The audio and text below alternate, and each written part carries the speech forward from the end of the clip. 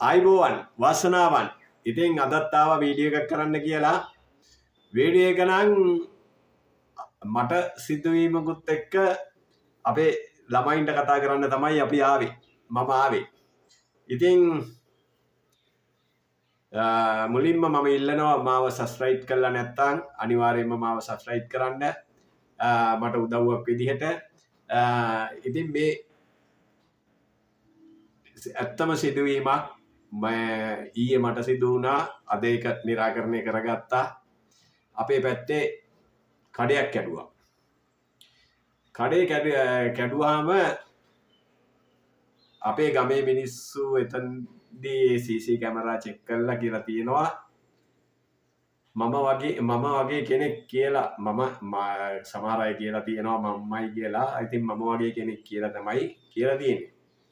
ඊට පස්සේ ඇත්තම සිදුවීම ඊයේ පොලිසියෙන් ඇවිල්ලා මාව චෙක් කරලා මාගේ ගේ චෙක් කරලා මේ සෑම තැනක්ම හොයලා බලලා මගෙන් කට උත්තරයකුත් අරගෙන ගියා. ආයි එනවා කියලා. ඒ මගට යනකොට තවත් CC මේ කැමරා තියෙන තැනක් හම්බ වුණා.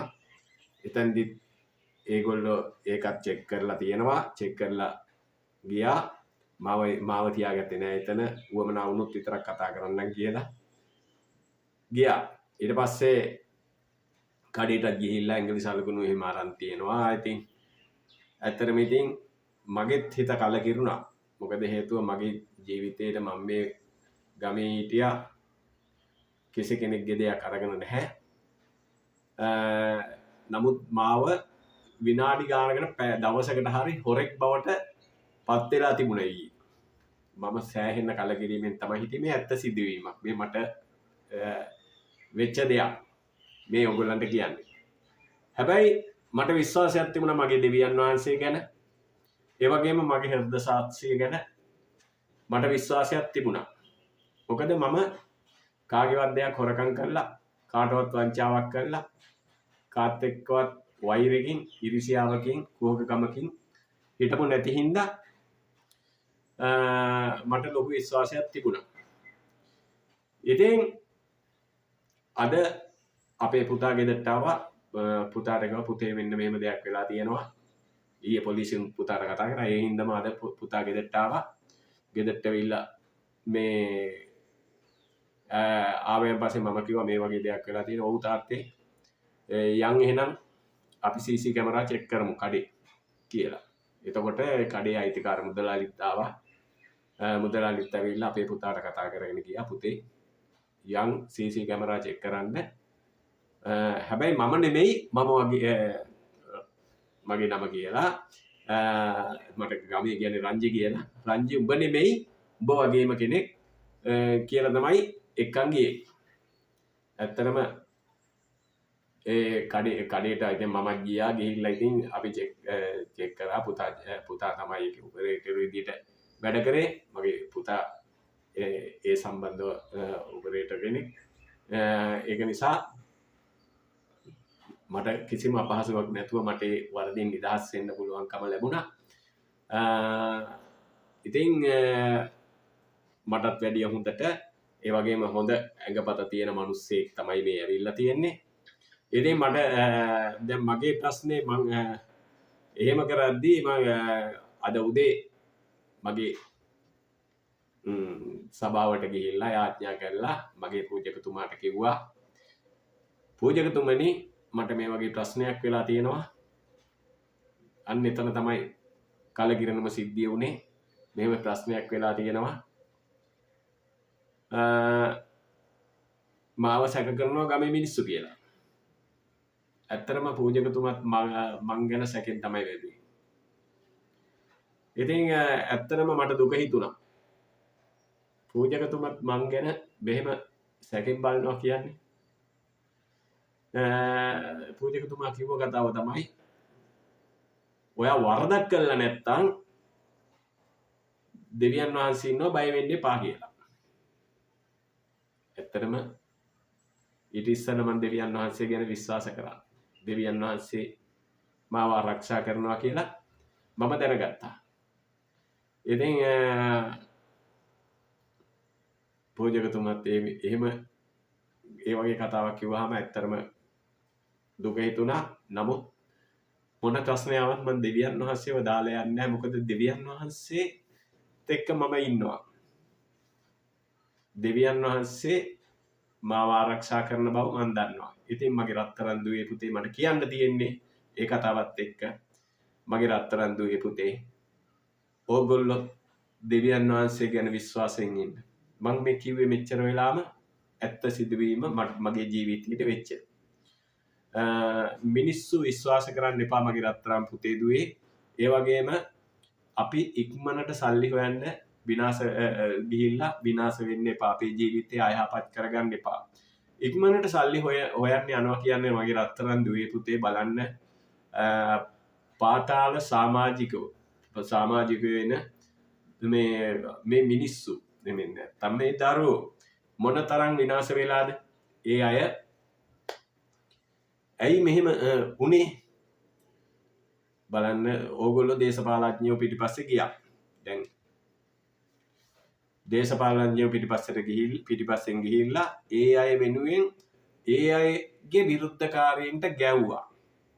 ඒ වගේම ඒ අයගේ විරුද්ධකාරීන්ව සමහර අය මැරුවා.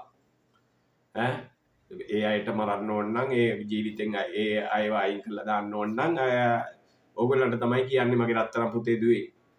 දැන් මේ ඇතුලේ ඉන්න අයට මේක පේන්නේ නැහැ. නමුත් මේ පේන්නේ ඉන්නවනේ. මේ ගැන හිතන මිනිස්සු, හිතන දරුවෝ අපි ඉක්මනට සල්ලි හොයන්න ඕන, අපි ඉක්මනට පොසත් වෙන්න ඕන, අපි ඉක්මනට පොසත් වෙලා වාහනයක් ගන්න ඕන, ඉඩමක් ගන්න ඕන, ගෙයක් හදා ගන්න ඕන කියන තැන ඉන්න දරුවෝ ඉන්නවනේ. අනේ එහෙම කරන්න එපා මගේ රත්තරන් පුතේ. ඕගොල්ලන්ට ඉඩමක් ගෙයක් ගන්න ඕන නම් මහන්සි වෙලා හම්බ කරලා හදාගමු. ඉතින් සාධාරණයෙන් ජීවත් වෙන්න උත්සාහ කරමු. අද මට වෙච්ච දේ මගේ දෙවියන් වහන්සේ හිටපු හින්දා මාව බේරුවා. ඒ වගේම මම ඒ දේ කරපු නැති හින්දා මට විශ්වාසයක් තිබුණා කවුරු කොහොම කිව්වත් මම ඒ දේ කළේ නැහැ. කවුරු කොහොම කිව්වත් මම හිතින් සුද්ධව හිටියා මම ඒ දේ කළේ නැහැ කියලා. මට විශ්වාසයක් තිබුණා. පොලිසියුත් ඇවිල්ලා බොහොම වැදගත් විදිහට ඇවිල්ලා චෙක් කරා. මගෙන් කට උත්තරයක් ගත්තා. මේ ඒ හැමදේම කළා. අන්තිමට යනකොට ඒගොල්ලෝ බලපු නැති තැනක් තිබුණා. මං කිව්වා ඒ තැනත් බලන්න. මගේ මාළු ටැංකියක් තියෙනවා. මාළු ටැංකියට කබඩ් පේලියක් තියෙනවා. මේ කබඩ් පේලියේ ඒගොල්ලෝ බැලුවේ නැහැ. ඒගොල්ලන්ට ඒක දකින්න නැතුව ඇති. මම ඒගොල්ලන්ට ආයි කතා කරලා කිව්වා මහත්තයෝ ඇවිල්ලා බලන්න මෙන්න කබඩ් ටික කියලා මම ඒ ටිකත් ඇරලා දුන්නා. නැත්තම් ඒක ප්‍රශ්නයක් නේ. ඊට පස්සේ මේ මිනිස්සු ඇත්තටම වැදගත් ආලට ගියා. ඉතින් මගේ රත්තරන් පුතේ දුවේ එදාම ඊයේම වරද කළා තිබුණා නම් දැන් පෙරේද තමයි සිද්ධ වුණේ. ඊයේම පෙරේදේ වරද මම කළා තිබුණා නම් ඒ අය එහෙම යයිද? මොනතරම් මම හිතින් බය වෙයිද? හැබැයි මම බය වුණේ නැහැ. මම ඒ අයට කිව්වා මේ මාව සැකනම් මහත්තයෝ අරයි යන්න කියලා. අපිට සැකයි පාරේ යන මිනිස්සු බව සැකයි අපිට. අපි සැකෙන් තමයි බලන්නේ. මම කිව්වා ඒක සාධාරණයි. ඕගොල්ලෝ පොලිසියනේ. ඒක සාධාරණයි කියලා. ඉතින් අන්නැලි පොලිසියෙන් තමයි ඒ දේ සිද්ධ වුණේ. මගේ රත්තරන් පුතේ දුවේ අනේ විනාශ වෙන්න එපා මගේ රත්තරන් පුතේ දුවේ. ඕගොල්ලන්ගේ ජීවිතේ බලන්න ඕගොල්ලන්ගේ තරුණ වයසනේ. ඒ තරුණ වයසේදී මම නම් විනාශ කරගෙන තියෙනවා. යම් තැන්වලදී. හැබැයි මම නීතියට යටත් වෙලා නීතියෙන් මාව පාලනය කරේ නැහැ. මොකද හේතුව මම මගේ ජීවිතේ යම් තැන්වලදී දුර්වලකම් තිබුණා මගේ තරුණ ජීවිතේ ඇත්තටම විනාශ වුණා. ඒකට ඉතින් මොනව කරන්නද? ඒ නිසා මයි රත්තරන් පුතේ දුවේ ඒකට අපි කාටවත් දොස් කියලා වැඩක් නැහැ. මගේ ජීවිතය ගැන ආපහු හැරලා බලනකොට ඇත්තටම දුකයි. අන්නේ දුකවත් ඕගොල්ලන්ගේ ජීවිතය තුළ ඇති කරගන්න එපා මගේ රත්තරන් පුතේ දුවේ. ඕගොල්ලන්ගේ තරුණ ජීවිතයේදී යහපත් මිනිස්සු විදිහට ජීවත් වෙන්න උපරිම උත්සාහ කරන්න. දැන් මේ අපේ වයසට එනකොට ඇත්තටම සතුටින් ජීවත් වෙන්න පුළුවන්, සතුටින් මැරෙන්න පුළුවන්. නැත්තම් ඕගොල්ලන්ගේ තරුණ ජීවිතේම බලන්න දැන් පත් මෙලා එතකොට සෙව්වන් දිලා මේ පොඩි කෙල්ලෝනේ, පොඩි දරුවෝනේ. ඕගොල්ලෝ විනාශ වෙලා තියෙනවා. හැබැයි ඕගොල්ලෝ අර දේශපාලඥයෝ පිටිපස්සේ ගිහිල්ලා මිනි මරලා ඒ මිනිස්සුන්ට කප්පන් හොයලා දීලා ඒ වගේම ඒ මිනිස්සුන්ට ගහලා ඒ මිනිස්සු වෙනුවෙන් ඒ දේශපාලඥ වෙනුවෙන් ඒ මිනිස්සුන්ට ගහලා තලා පෙරලා දාලා අද ඕගොල්ලෝ හිරපත් කරනවා. ඒ කියන්නේ මේ ඉන්න අයට නෙමෙයි මං කියන්නේ මේ දැන් මේ ඒකට සම්බන්ධ වෙන්න සූදානමින් ඉන්න අයට ඕගොල්ලෝ හිරපත් කරනවා. ඒ හිරපත් කරනකොට ඕගොල්ලෝ වෙනුවෙන් ඇවිල්ලා රනිල් වික්‍රමසිංහ වගේ අය හිරේ ඉන්නකොට නම් දේශපාලඥයෝ ගියානේ. ඒ වගේම තරහ වෙන්න එපා කිව්වට අපේ බත් බැලියෝ ටිකක් ගියා. මේ ගිහිල්ලා ඒ වෙනුවෙන් ලොකු කැපවීමක් කරා. ඔය එක්කෙනෙක්වත් එනවාද ඕගොල්ලන්ව බලන්න? විසිට් එකක් දාන්න අඩුම ගන්න. මොකද ඒගොල්ලන්ට ඒක හරි මදිකමක්. නැත්තම් ඒගොල්ලන්ගේ දේශපාලන ජීවිතේට ලොකු හානියක්.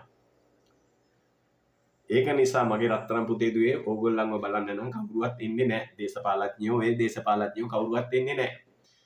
හැබැයි ඕගොල්ලෝ යහපත් විදිහට ජීවත් වුණොත් ඕගොල්ලෝ යන්නේ නැති දහම් පාසල් යන්නේ නැති පාසල් යන්නේ නැති නමුත් ඕගොල්ලන්ට හරි අවබෝධයක් ජීවිතේ ලැබෙන්නේ නැති වෙති. මට